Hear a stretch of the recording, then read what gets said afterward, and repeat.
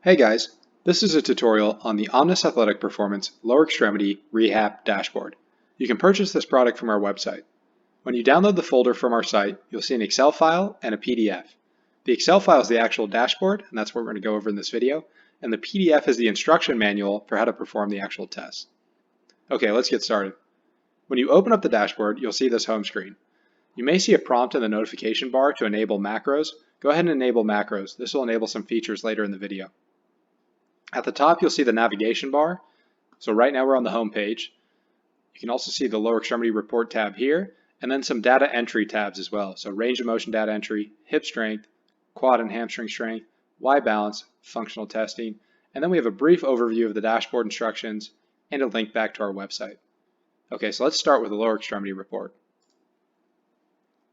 At the top, you'll see today's date. This will automatically update when you open the file. And then we have the graphs of the different tests. So this will go in the order of the tests for data entry. So range of motion first, followed by strength, Y balance, functional testing. So first is hip range of motion.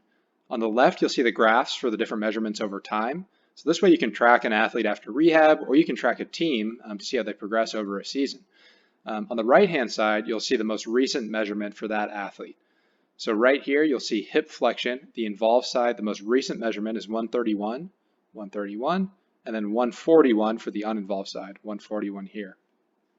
We've also provided a limb symmetry calculation, so this is the involved side divided by the uninvolved side times 100, and that'll be limb symmetry here.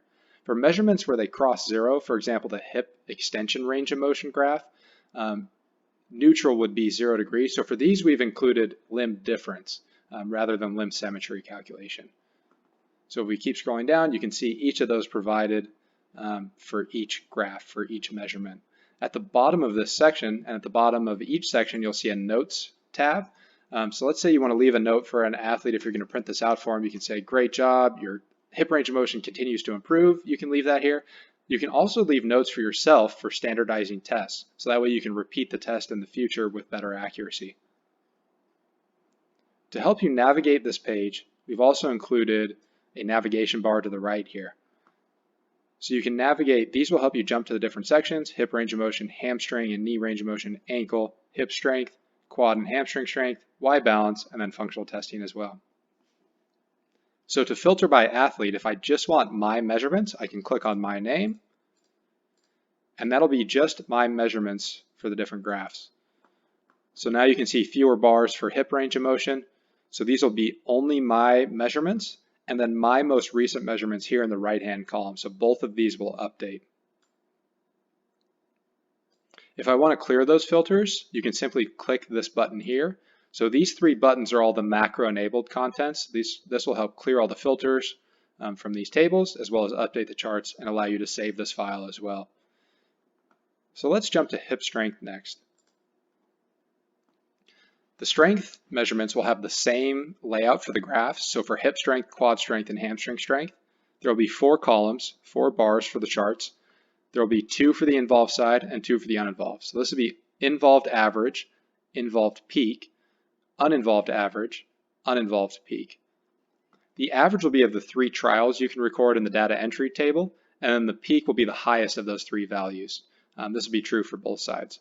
Then on the right-hand side, the most recent measurement is the peak measurement for the involved side and uninvolved. So for the most recent hip abduction measurement, the peak for involved would be 37. So if we look at this blue line here, and then if we go back to uninvolved 38, that should be the black column here. If you need to navigate back to the top to the filters, you can click this up arrow.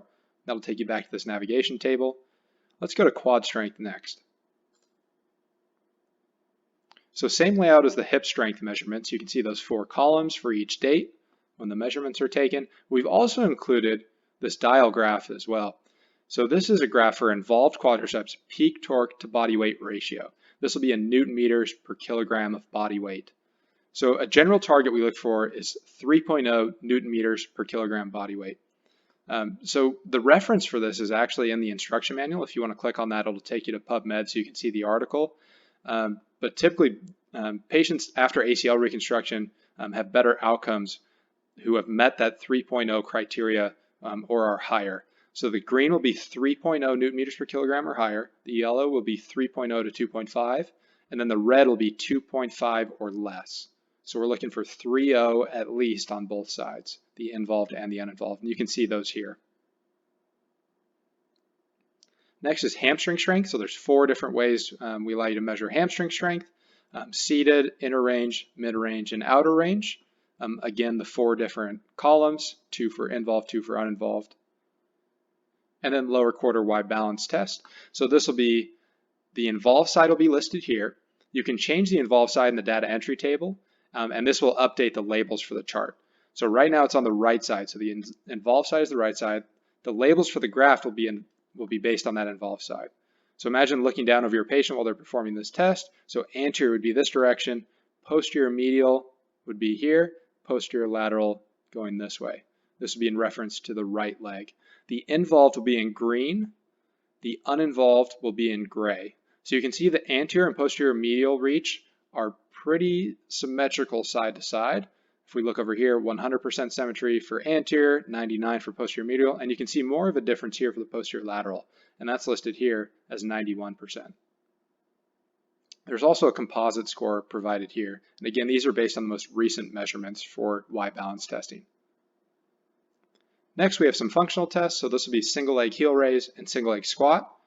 For the single leg heel raise, you can see we have the involved and the uninvolved, so this would be the number of reps the athlete performed in that session, but we've also provided a line for normative values. So this line will update based on the athlete's age and sex, and this can be found in the data entry table.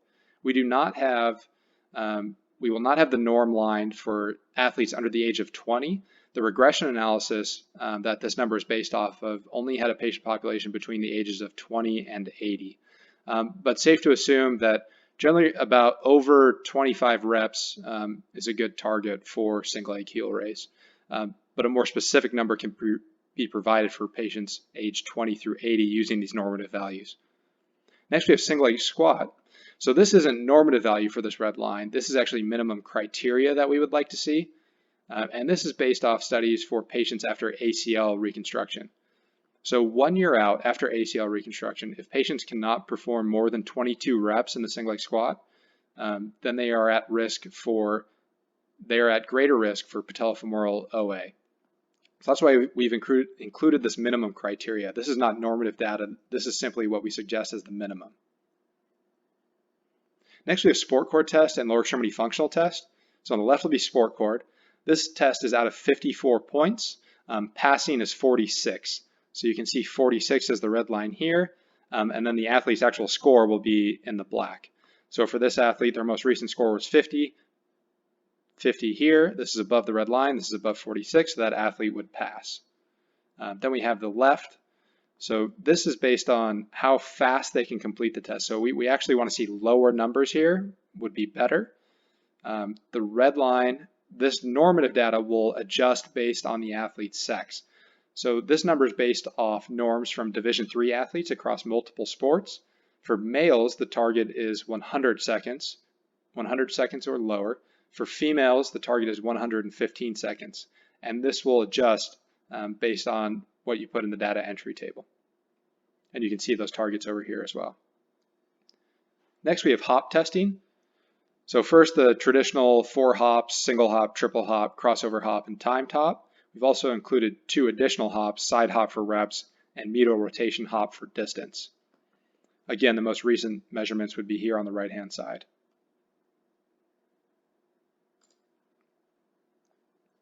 That's it for the report page. Let's go to data entry next. So range of motion data entry. To enter a new session for an athlete, you can simply type in their name in the next row. Let's do today's date.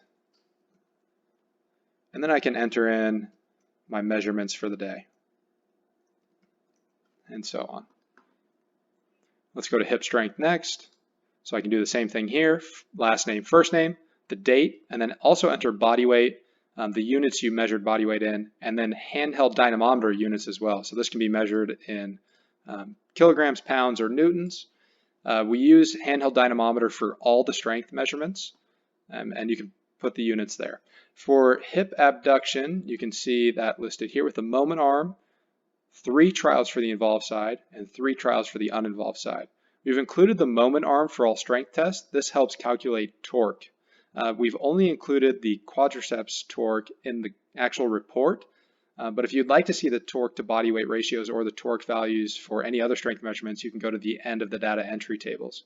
So here you can see hip abduction, hip adduction, again 3 trials, involved side and uninvolved for all of these, hip flexion, hip extra rotation. If you want to see those torque numbers, you can just highlight these 2 columns, right click, and click unhide. From there you can scroll over. These are all calculated columns, so do not edit these. But you can see Newton meters, so this would be torque for hip abduction for the average across the 3 trials, and then we also have peak torque here. We've also provided Newton meters to kilograms and body weight to provide you with a torque to body weight ratio as well. So it won't be in the report, but you can find that information here. Next, let's go to quad and hamstring strength. So same thing, last name, first name, the date, body weight units, handheld dynamometer units, moment arm, involved side, uninvolved side, and then hamstring as well. Next, we have the lower quarter Y balance, last name, first name, date, and then we have the involved side, so list the side. This will help update that graph in the report. Measure the leg length. This will help with calculate the composite score. And then we have anterior reach, posterior medial, and posterior lateral. We've only provided 1 column here. Just take the max distance of 3 trials in each direction for the involved side and the uninvolved side. And then lastly, we have the functional testing data entry table. Last name, first name, date, sex. This will help update the normative data for the left for the single leg heel raise. The age will help update normative data for the single leg heel raise. Then you can see enter what they actually performed here for the single leg heel raise, single leg squat, the hop test, and then at the end you'll have the sport core test and left test. For a quick review of these instructions, you can always go to the dashboard instructions here. This will run you through how to navigate the different tabs, and then it'll also provide a link back to this video as well. And then finally a link to our website here.